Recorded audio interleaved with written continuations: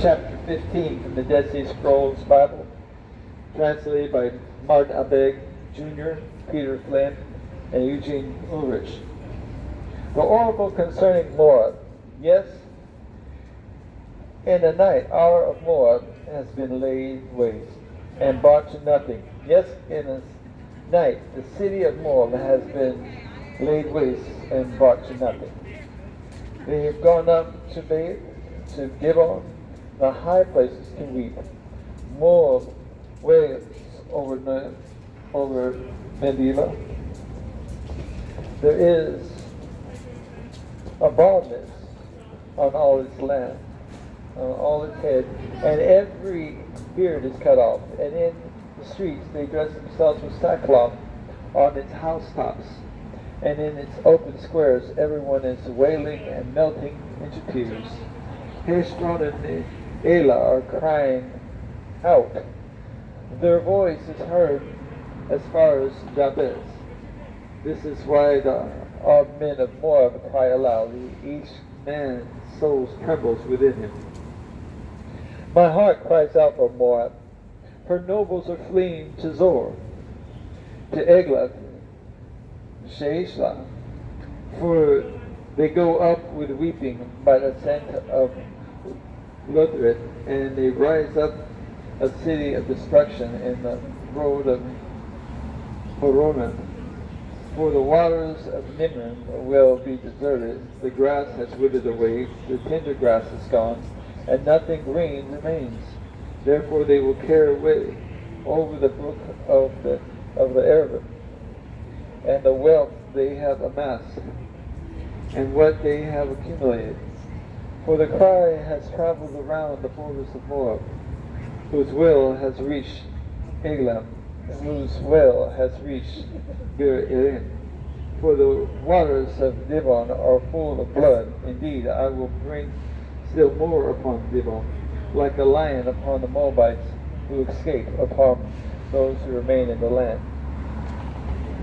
Send the lambs for the ruler of the land from Selah to the wilderness, to Mount Zion's daughter.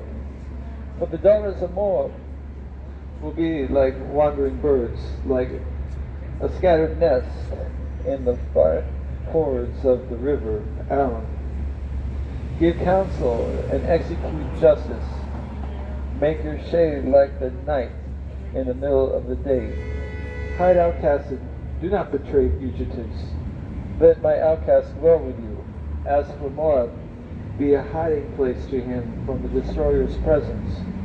For the executioner has been brought to nothing. Destruction ceases. The oppressor is eliminated from the land. Then a throne will be established in mercy, and will come. One will sit upon it in truth. In the tent of David. In the tent of David, judging, seeking justice, and being quick to do what is right. We have heard of the pride of Moab, how he became very proud. We have heard of his arrogance, his pride, and his anger, and indeed of his boasting. Therefore, let not Moab wail. There's money to be made in Texas. But you let want to hear about everyone it? No. will push Moab. You will mourn I'll be for right the out of here. raisin cakes of Kir Hashi being utterly devastated.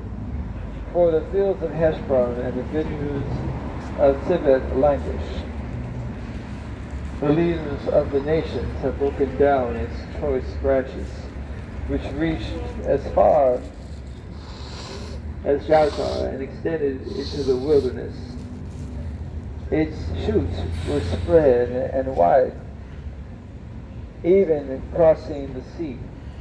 Therefore I will weep with the crying of Jazar for the vine of Sibah.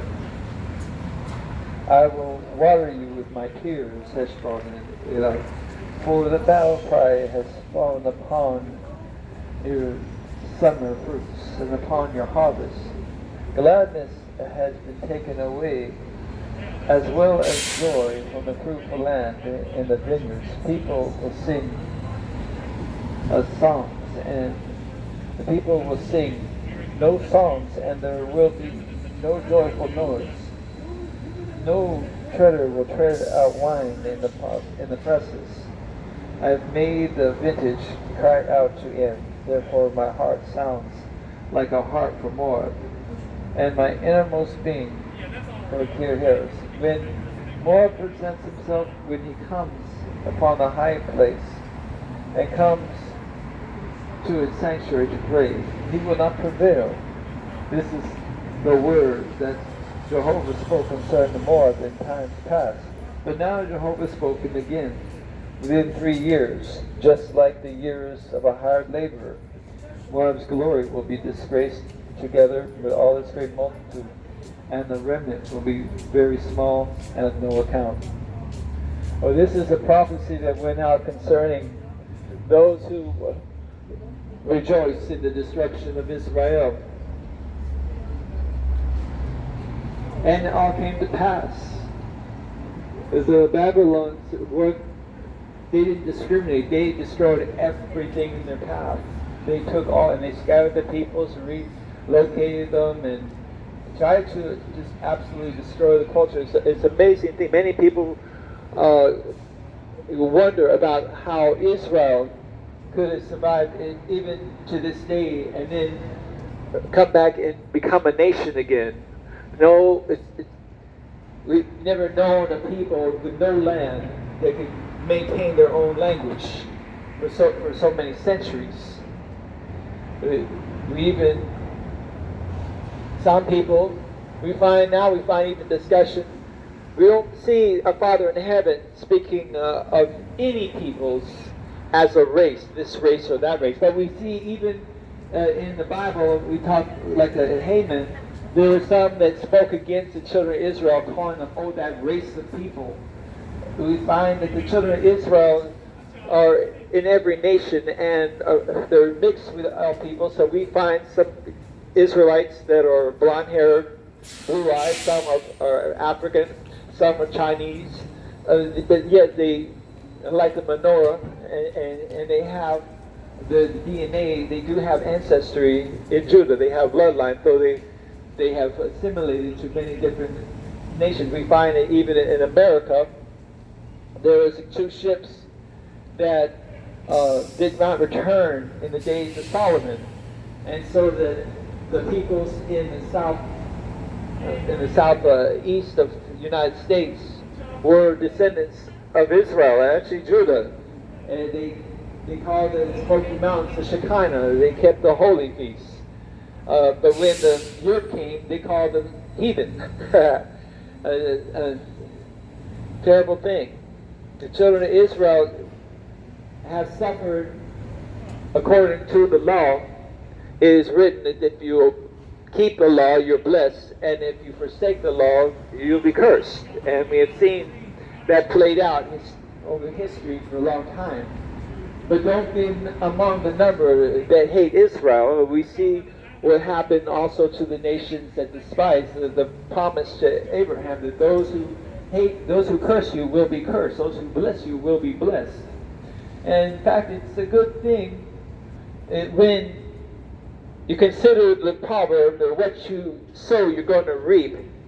It's a good thing not to hate anybody. It's a good thing to bless everybody, because whatsoever you sow you're going to reap. And if you spend a life of giving blessings, you're going to receive blessings. There'll be blessings all about you. Whatever you plant, you're going to sow. You're going to reap whatever you sow. But this passage I read today, I'm going through the Dead Sea Scrolls Bible, because it's the oldest witness that we have of the original scroll in English. This is the English translation. Of course, if you want to get deeper, you can have to learn Hebrew.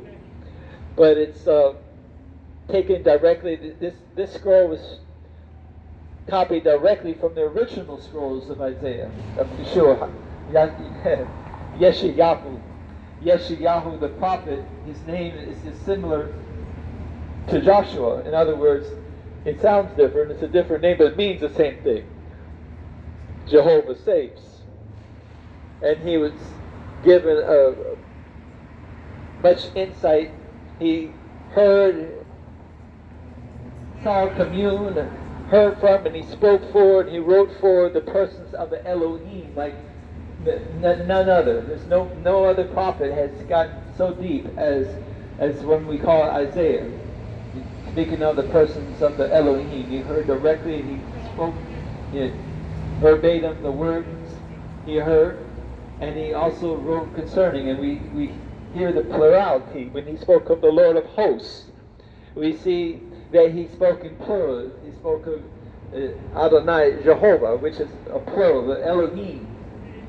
But then when he spoke, repeating the word, he is speaking singular. And this is none other than the word of Jehovah. This is he who is coming again to reign over all the earth. And the prophecies we have in Isaiah speak of not only the things that have passed, but those things that are to come.